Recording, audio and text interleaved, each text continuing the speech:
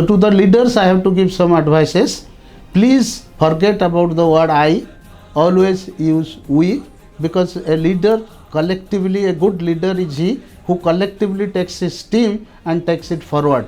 And then please, when something good or something comes to recognition, put yourself at the back, put your people at the front, because this is the group with which you have succeeded.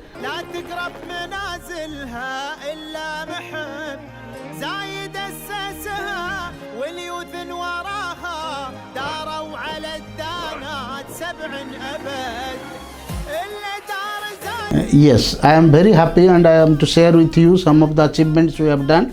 And it is not mine only. If I say it's mine, it's not correct, because in medical sciences most of this are collective efforts and the results are collective, because one person single-handed cannot do it.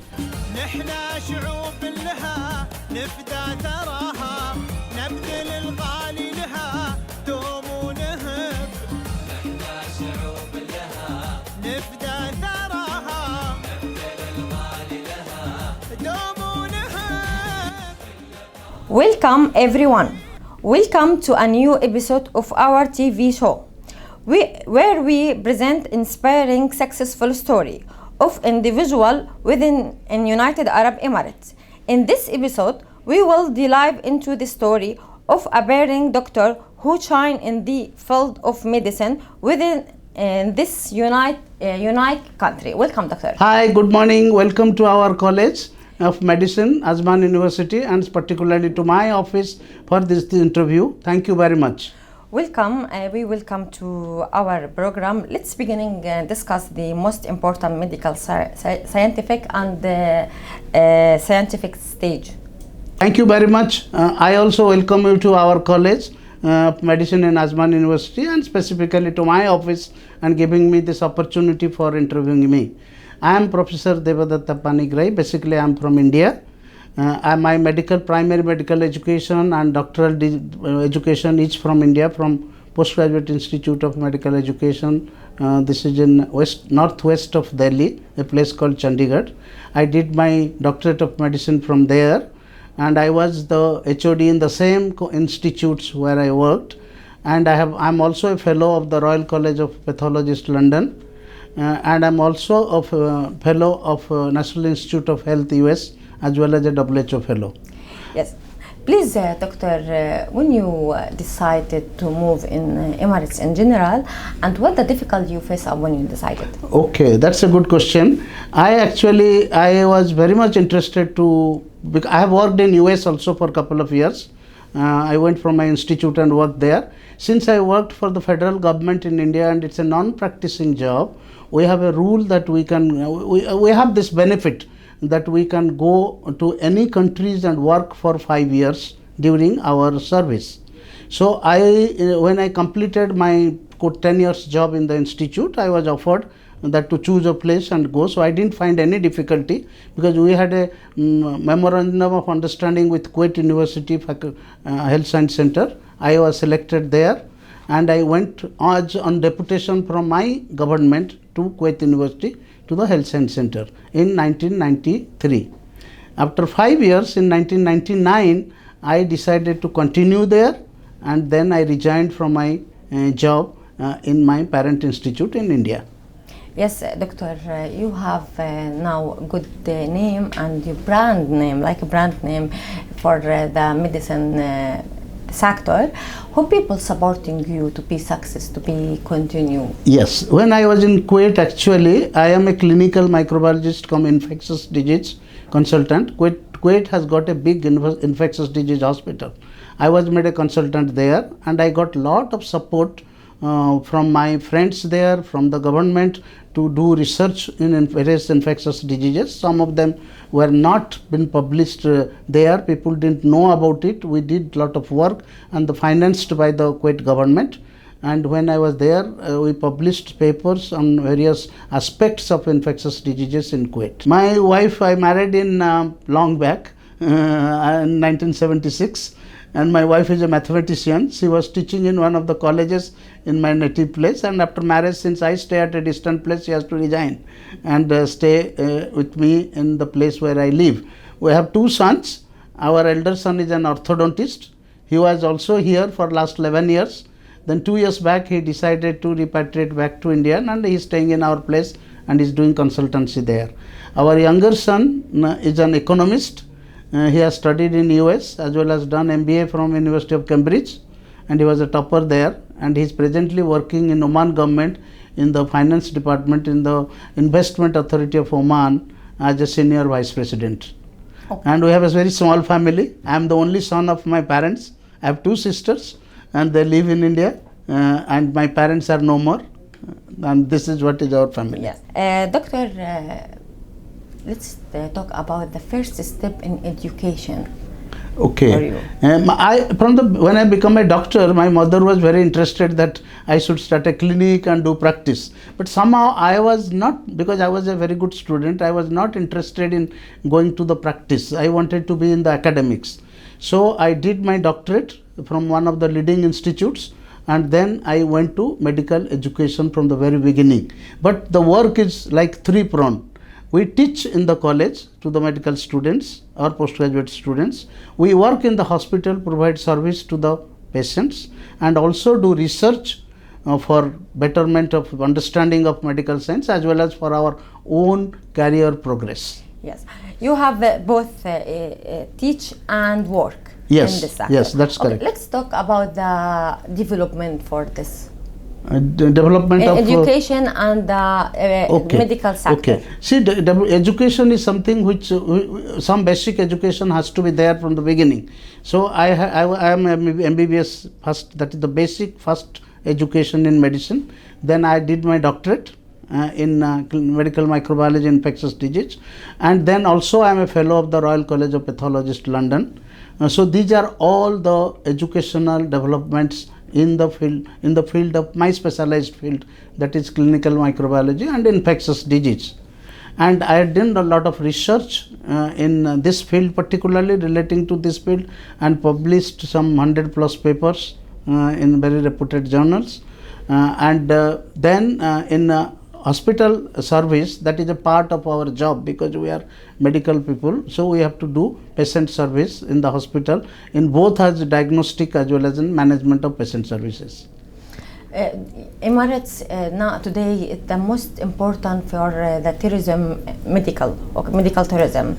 So, let's talk about the reason for this is yes, the United Arab Emirates has got very good hospitals, has got very good medical specialties from all over the world, because they are open to accepting people from every part of the world, irrespective of their country, irrespective of the religion, doesn't matter. They are very good people are there.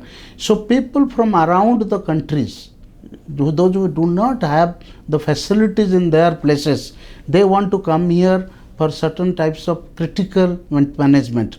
So they come here, get operated. Many of them are covered by their home country insurance also. So Emirates is attracting people because there is a good hospitals available, very good doctors are available in all specialities of the medicines, and there is no problem in transportation, no problem in staying, and so people come. It's a bit expensive. But it doesn't matter because most of the time it is covered by their insurance companies, and that is what Emirates is attracting now people for medical tourism is something which is coming up here. It has not yet peaked to the level that people would have thought about it, but it will pick up very soon, and it's picking up, and people come here for both the purpose, medical tourism as well as general tourism, see the places, enjoy Dubai, enjoy Emirates, do their shoppings, and at the same time get the medical treatment.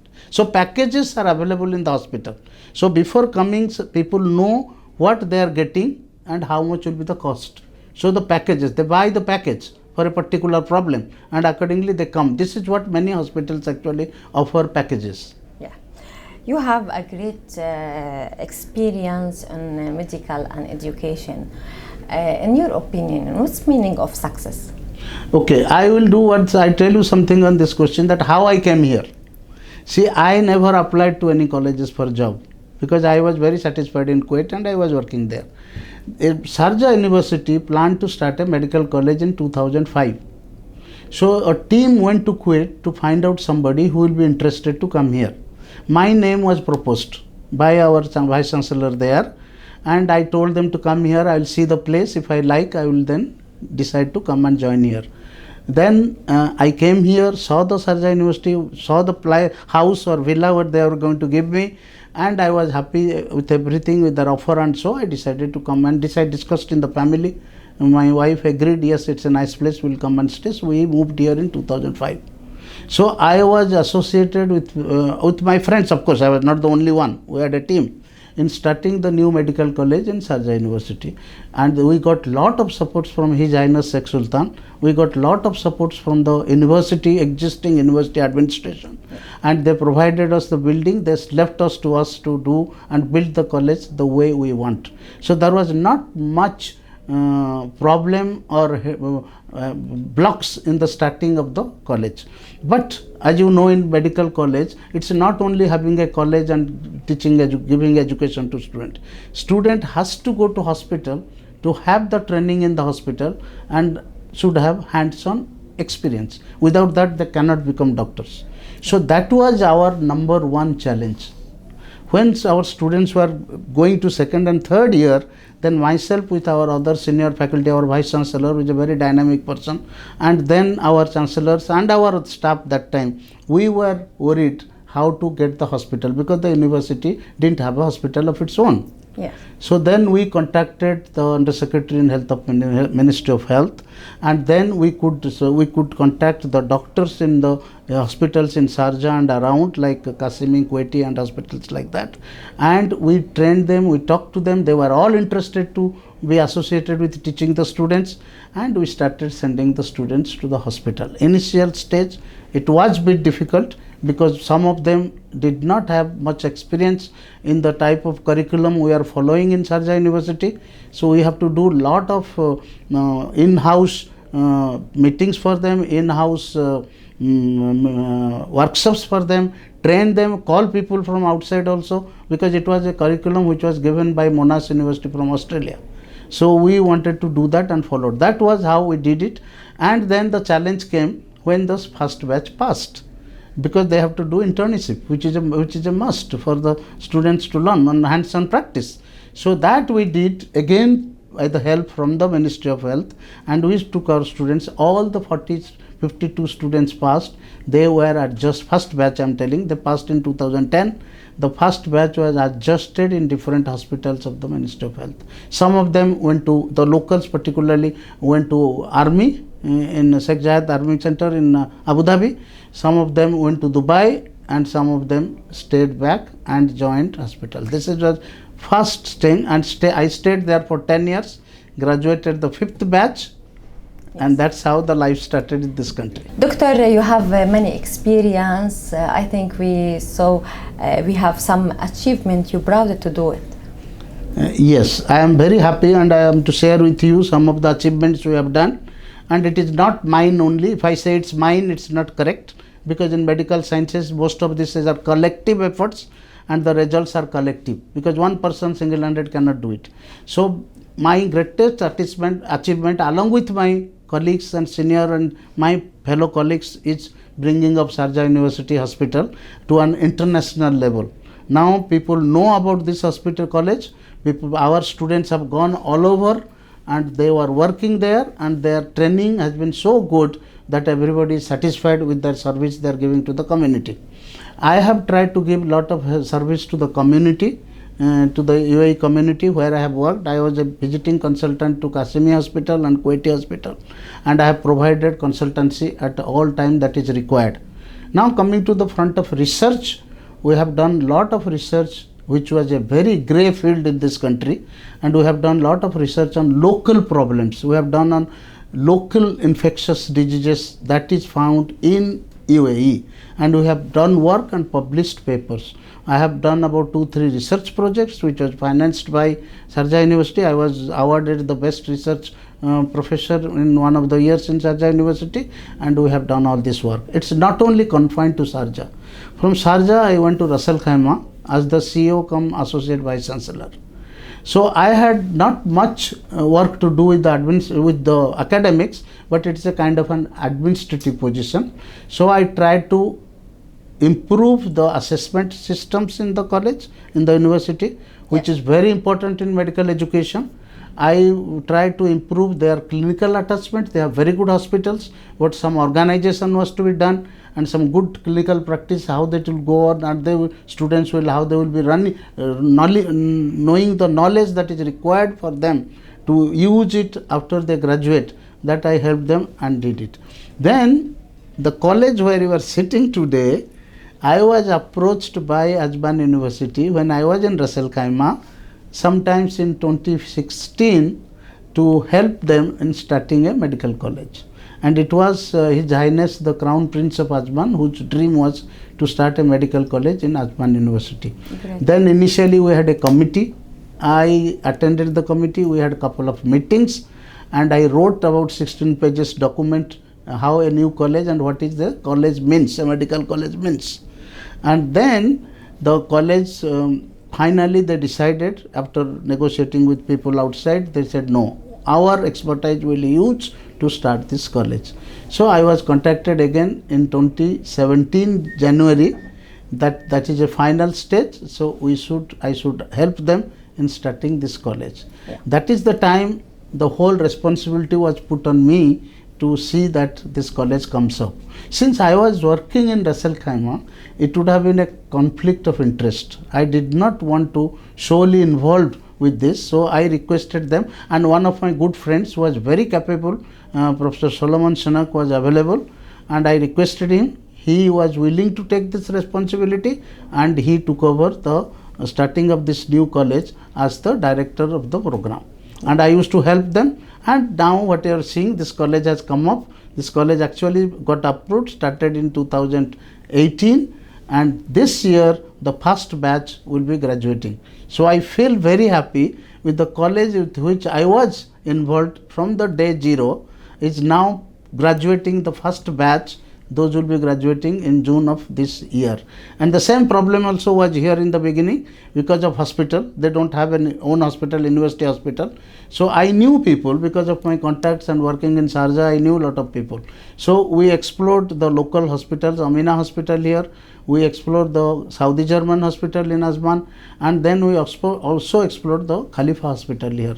And these are the hospitals where students are training. And I am very happy that the first batch will be graduating this year.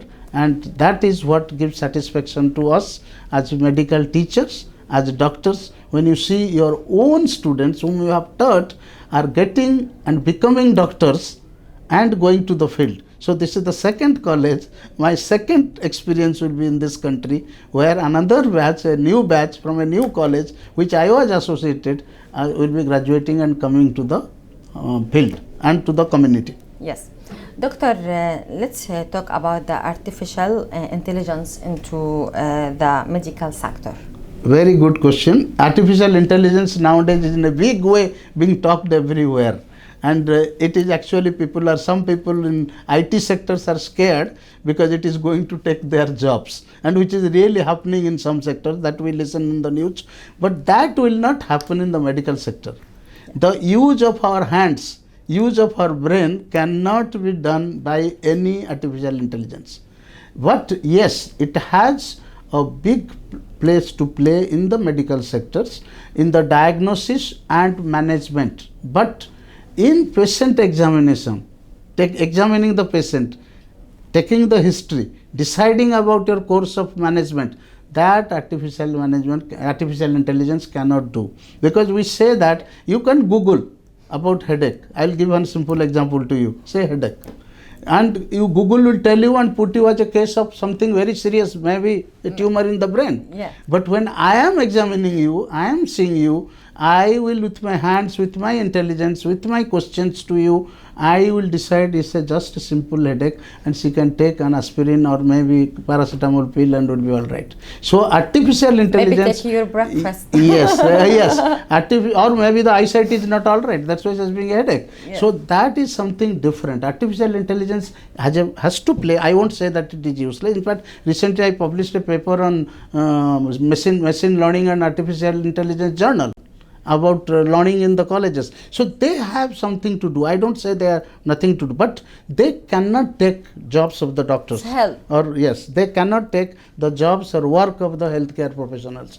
They are essential for management of patients. Artificial intelligence can help us, can support us in building our knowledge, can provide additional knowledge, but cannot decide on a patient's management. Yes, doctor, of course.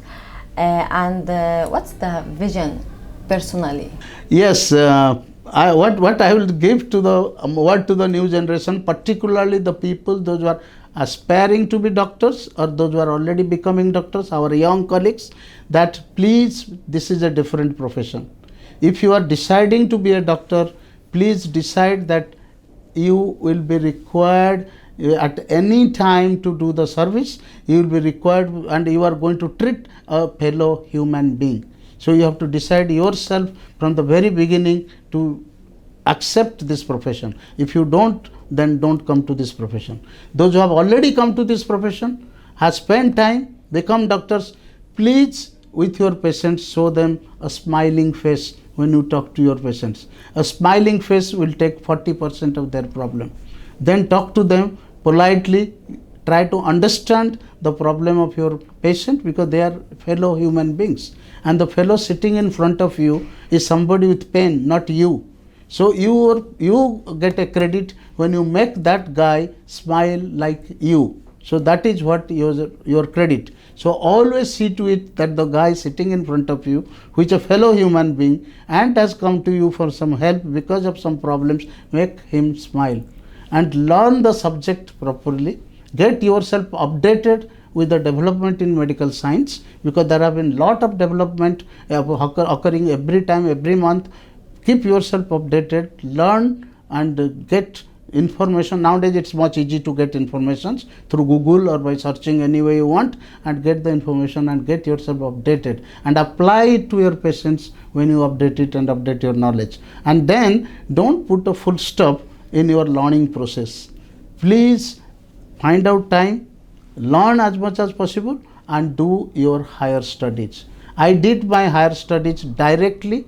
I didn't have any break. So I was the youngest postgraduate in my country, and so far it stands that. This is your advice? Yes. I advise them to do this, do as soon as possible, go for your post-graduation or doctorate and specialize in a particular field where your specialty will be there, where you have your interest, and so maximum there. And also we need general practitioners. I don't say that everybody can go for specialization. We need general practitioners. So if you are very dedicated not to specialize in a particular field, you to do a general practice, general help to the community, then be a general practitioner, but never stop learning process. Yes. That is my most important advice to our young colleagues, that always follow learning process. That lot of means, lot of ways how to learn, how to improve your knowledge in medical sciences. Please do that. Thank you, doctor, for this advice. And finally, please, thankful for the leadership. What you say? Yes, to the leaders, I have to give some advices. Please forget about the word I. Always use we, because a leader collectively, a good leader is he who collectively takes his team and takes it forward. And then, please, when something good or something comes to recognition, put yourself at the back. Put your people at the front, because this is the group with which you have succeeded, and without them you cannot succeed. So a good leader is he who takes the whole team with him, give them advices and move forward in his visions. But when the reward or award comes, be at the back and put your team at the front. So they are the ones should be awarded, should be regarded and should be recognized. So this is what is the most important thing about a leader, about a leadership. And then you can show to your people, to show to your institutions, to show people around you that how you have become a good leader, and then you can become a popular leader. Thank you, Prof, for this word, and I hope to see you again. And please, my staff to take a shoot in your office. Thank you very much again from my side. It's my pleasure to see you there. You asked some very good questions, and as far as possible, I tried my best to answer. And I hope people, those who listen to me, will learn something, will get something from our experiences. And good luck to you and your organization.